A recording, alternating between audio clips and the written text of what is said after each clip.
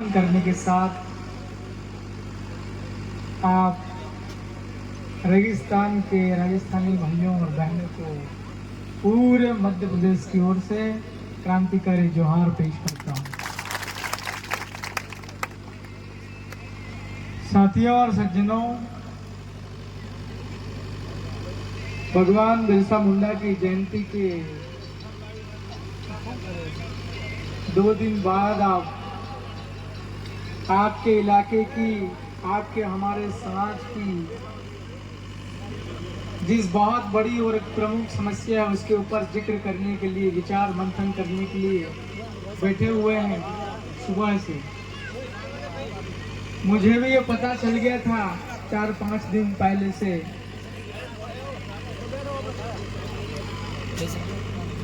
भाइयों और सज्जनों,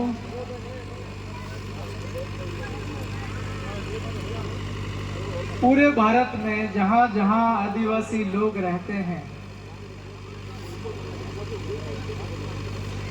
पूरे भारत में आदिवासी इलाकों की बात करें तो आपका ये जो इलाका है ये सबसे ज्यादा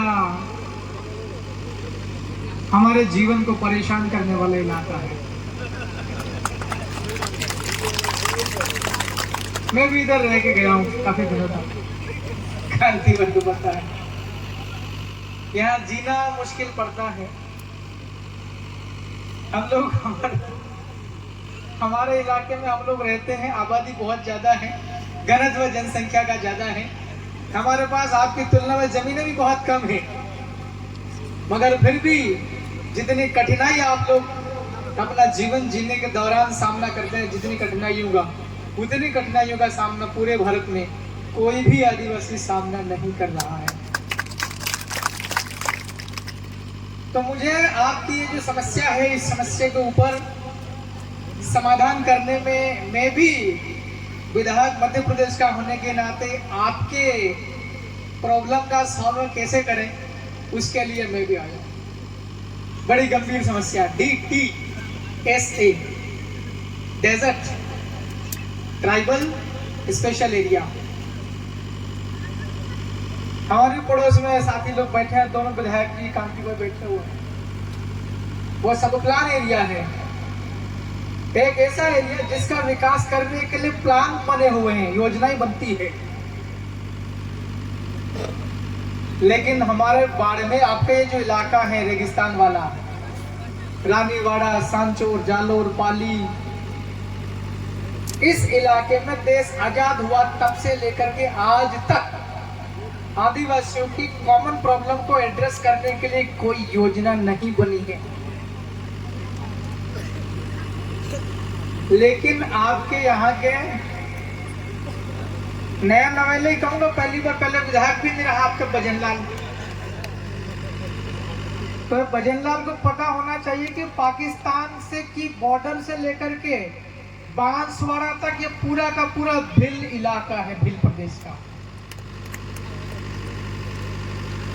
आज यहाँ पर जनसंख्या जरूर कम हो गई होगी आपके पास में, अगर पता मैंने भी किया। यहाँ विधायक कौन है भाई? तो वो भील आदिवासी नहीं है। क्यों नहीं है? क्योंकि भीलों की जनसंख्या कम है थोड़ी। हमारे साथ एक दादा बैठे हुए थे, हमने पूछा जमीन का क्या मसला है, क्योंकि शेड्यूल एरिया है ही नहीं। आदिवासियों की जल, जंगल और जमीन, इन 3 चीजों की रक्षा करने के लिए क्या कोई प्रावधान है कि नहीं कानून में? आज का ये जो जमाना चल रहा है ये कानून से चलने वाला है। लोकतंत्र है, लोकतंत्र मतलब लोगों का सरकार, लोगों के द्वारा सरकार, लोगों के लिए। लोकतंत्र होने के बावजूद भी आपके वाले इस इलाके में भील आदिवासियों की जमीनें कैसे सुरक्षित रहे, इसके लिए कोई कानून नहीं है। जब हमारी जमीन बचाने के लिए कोई कानून नहीं है, तो क्या नौकरी, हमको आरक्षण की नौकरी की कोई व्यवस्था हो सकती है क्या? नहीं है ना।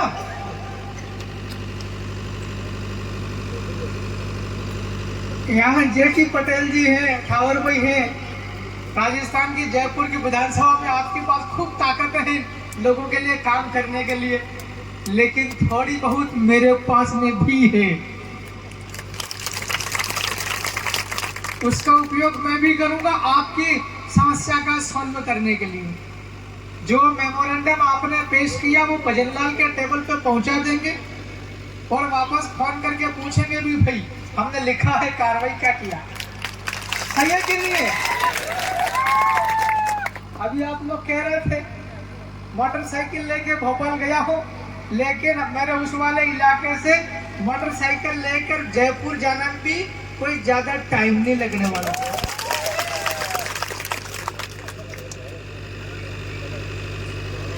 माननीय विधायकों द्वय, जब भी सत्र लगे हमारा लगने वाला है 1 महीने, 15-20 दिन में, दिसंबर 15 के आसपास में है एमपी का। मेरे ख्याल से आपका भी लगभग यही होगा।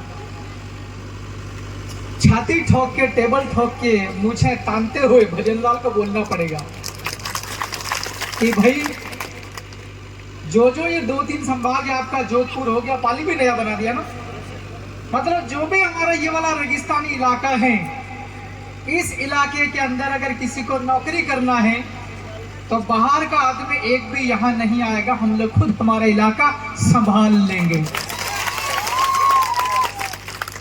वो नौकरी पढ़ाने वाली, मास्टर वाली हो, चाहे पंचायत में हो, चाहे किसी कृषि विभाग में हो, कहीं पर भी हो। भाई मैं गलत तो नहीं कह रहा हूं? हमारे इलाके में हमारा राज, मैं अपनी मर्जी से नहीं कह रहा हूं। ये पीछे जो तस्वीर लगी है बिरसा मुंडा जी की,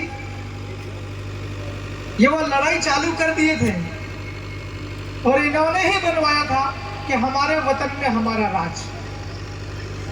आप मुझे हाथ खड़े करके बताओ कि पूरा ये जो इलाका है आपका, अभी सांचौर नया बना दिया, पहले तो जालोरी था आपका, बाड़मेर आपका जालोर हो गया, सांचौर, पाली, ये जो इलाका है ये आपका है कि नहीं है? हाथ खड़े करके बोल दो आपका है कि नहीं है? हाथ नीचे करो।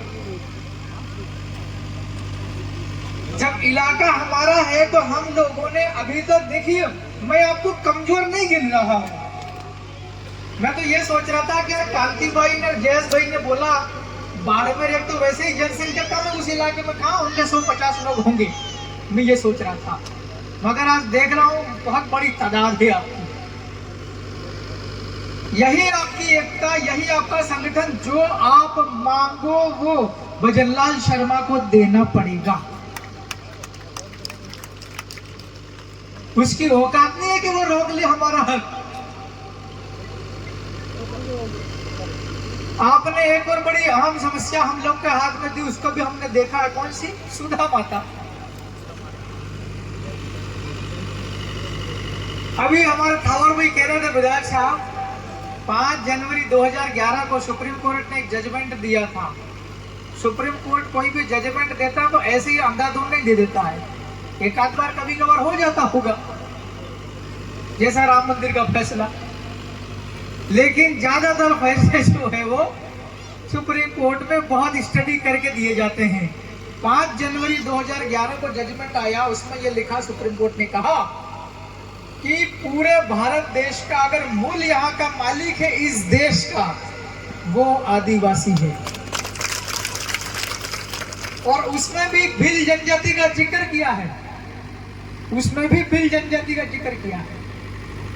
हम इस वतन के मालिक है, पूरे देश के, कश्मीर से कन्याकुमारी, अटक से कटक, पूरा देश का हम लोग मालिक है।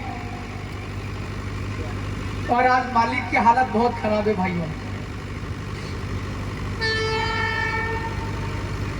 इसलिए हमें एकता का परिचय देने के साथ साथ एक हमारी समस्या आती है, हमारे लोग बोल नहीं पाते हैं, बोले भी नहीं, बुरू वैसा है। ये बात सही है कि नहीं? बुरा का मतलब होता है राख कचरा। हम लोग बोलते ही नहीं है, इसलिए हमारे हक हम तक नहीं पहुंच पाते हैं। मेरे को तो ये भी लगा आपकी आज की संख्या देख करके, क्योंकि आज जो हम लोग यहाँ आकर के बैठे हैं, आप लोग, आप कोई मामूली लोग तो हो नहीं। सवेरे उठे होंगे, घर का सारा काम देखा होगा, किसी का पशु वगैरह होंगे वो भी देखे होंगे, बांधे होंगे, पानी पिलाया होगा, खेती बाड़ी होगी वो भी देखा होगा। उसके बाद में आप लोग सिलेक्ट होकर के यहाँ पर आए हैं। आपकी संख्या बहुत तगड़ी है। हमारे दोनों विधायकों से आग्रह है, सांचौर जिला नया बन गया, लेकिन ये रानीवाड़े की विधानसभा आदिवासी के लिए आरक्षित होना चाहिए।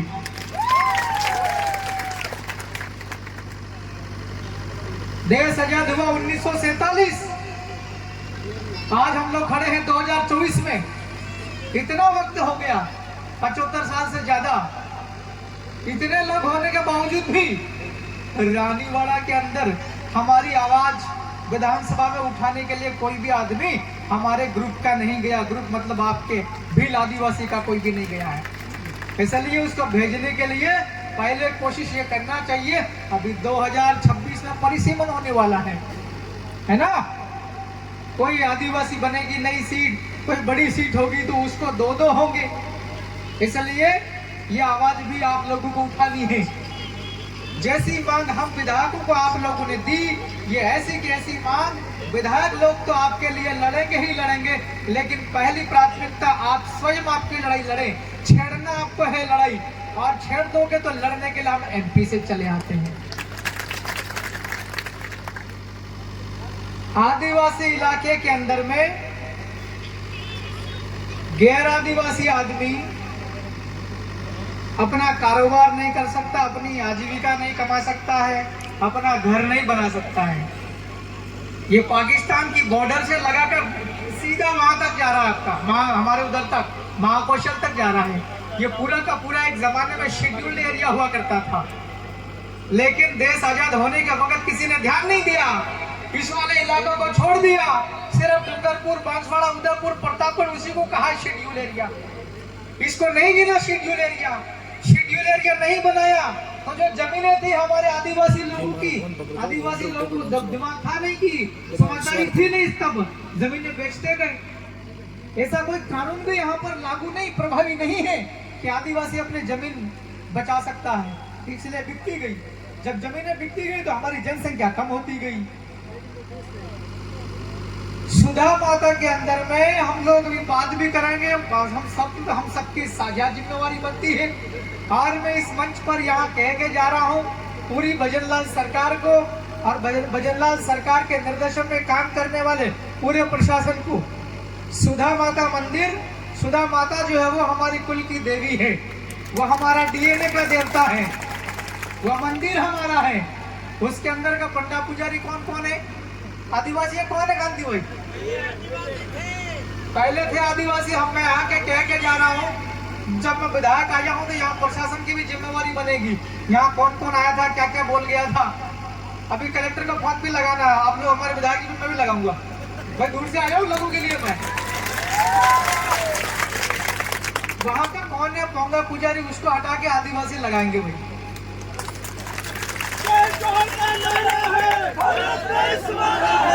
उस ये मंदिर के आसपास के जितनी भी जमीन है, उस जमीन के ऊपर केवल आदिवासी लोग ही मकान बनाकर रहेंगे। और अगर कोई टूरिस्ट जैसा कर रखा है ना, पर्यटन जैसा कर रखा है ना, पर्यटन बना रखा है, उस पर्यटन करने बाहर के लोग दर्शन करने कभी कभार आ सकते हैं, लेकिन अगरबत्ती, नारियल, सामान भी आदिवासी बेचेंगे। है कि नहीं है? हमें जानकारी मिली है कि वहाँ छोटी छोटी मकान, झोपड़े बने हुए थे, टापरी बनी हुई थी, कोई ठेला गाड़ी के ऊपर अपना सामान बेच रहा था, उसको भी डिस्टर्ब किया, तोड़फोड़ करी है। इसलिए मैं तो वैसे ही हमारे मध्य प्रदेश वालों के लिए करता हूँ, आज इससे मैं राजस्थान वालों के लिए भी मूछें बड़ी कर रहा हूँ सरकार के लिए। भाई हमारे आदिवासी लोगों के इर्द गिर्द आना भी मत, है कि नहीं? हमारे इलाके में हमारा राज, सुधा माता के आसपास की सारी जमीन हमारी, और आज से हम लोग भी कार्रवाई चालू करेंगे। उस मंदिर के आसपास जितने भी जमीन है, सारी की सारी जमीन आदिवासियों के नाम से कागज में कर देना, रिकॉर्ड में। सही है कि नहीं है? राजस्व रिकॉर्ड में जमीन आदिवासियों के नाम होना होगा। और जिनने जिनने तोड़फोड़ करी उनके खिलाफ कानूनी कार्रवाई भी करवानी है। आपके इधर पुलिस वाले नहीं आते यहाँ पर? थानेदार कौन है उसको खबर कर देना कि आदिवासी मतलब इस मुल्क का मालिक, ये देश हमारा है, हम इस देश के मालिक हैं। हम मालिक वर्ग की झोपड़ी तोड़ी है, हम मालिक वर्ग की दुकान तोड़ी है, हमको वहां से बेदखल किया है सुधा माता के वहां से। जो ये लोग करने वाले हैं उनके खिलाफ मुकदमा दर्ज करवा के जेल के अंदर डालेंगे। फॉरेस्ट के लोग परेशान कर रहे हैं, वन विभाग वाले ना, फॉरेस्ट वाले कर रहे हैं ना। फॉरेस्ट वालों को बोलना चाहता हूं कि आदि अनादि काल से हम लोग भी इस देश के मालिक हैं। ये जंगल के छोटे छोटे पौधे जब थे तब हमारे बाप दादा इनकी रखवाली कर रहे थे। अगर इन जंगलों के छोटे छोटे पौधे थे तब हमारे बाप दादा इन पौधों की रखवाली नहीं करते तो बंदर भालू खा जाते पौधों को।